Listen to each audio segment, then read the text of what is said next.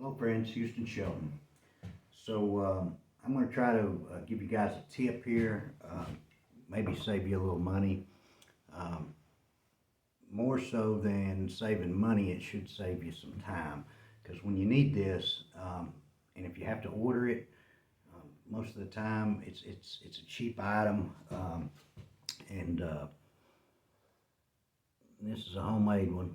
So it's a cheap item, and usually you tack it on to other orders, and you know what orders are right now. Trying to get something shipped, if you haven't already ordered it early, it's, you know, you're getting closer to being on waiting list. So what it is, it's a frame saver. Now there's different kinds of flashing you can use for this, and it's just a piece I cut out 3/4 inch out of just regular flashing. I mean, you could even use a pop can. I mean, if you're in a pinch, just cut it out 3/4. I think this is about 6 inches long, I think. Yeah, it's roughly 6 inches long. So, but anyways, well, I had a frame, there it is. So basically, you know how they work. They just go over the broken ear, you know, and you staple them on. If you want to make them, like I said, all flashing's not created equal, but you just kind of split the difference on here, and you just kind of mold it. You bend it over the ear. I'm sorry, I didn't rehearse this any. And you just kind of form it in there, you know, and mash it up in there, and then you just staple it with 1/4 inch staples, you know, and it creates the, well, that's a rough one I just bent, but you can see that it will create the ear. Even if the ear's broken off, it'll still make that ear.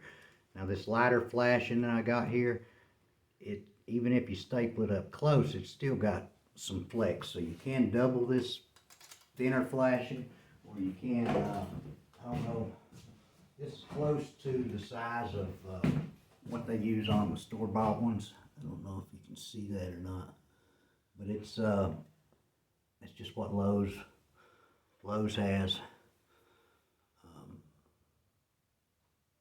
and it's just a little bit more rigid type flashing. This is a little more aggravating to use because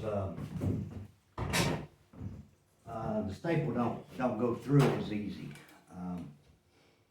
And even though I'm not going to use it on here, I'll just go ahead and staple one on and show you. Sorry, I know a lot of rambling in this video, guys. When you get your staples in, you want to make sure you try to put it up to the ear, you know, and basically just put you to a 3-inch. Make sure it's flat, not sticking out where it's going to cut you anywhere, you know, just, and you know, if it's busted, that really helps you. If it's completely busted off, you may want to double them if you use a thinner flash. You can use them on plastic frames.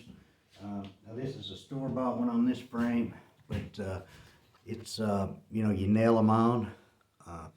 If you use the thicker flash, and you might want to pre-drill a couple of holes before you nail them on, but you can use them on plastic frames too. Right there's proof of it. You know, it's a plastic frame, and the ear is completely gone in this plastic frame, busted off. But you can see the little more thicker, it's more rigid. But it's not hard. You know, I just took a piece of scrap flash and I had to make these. And like I said, really it's more of a time saver than it is a money saver. But it can save you a few bucks. You know, go ahead and just build you up several of them, throw them in your toolbox, whatever you know, take to the bee yard with you, and make your own. They're not hard to make.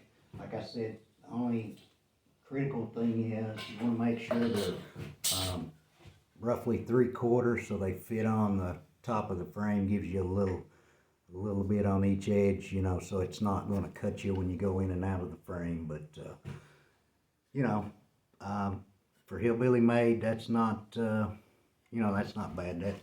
That saves you some time more than anything else.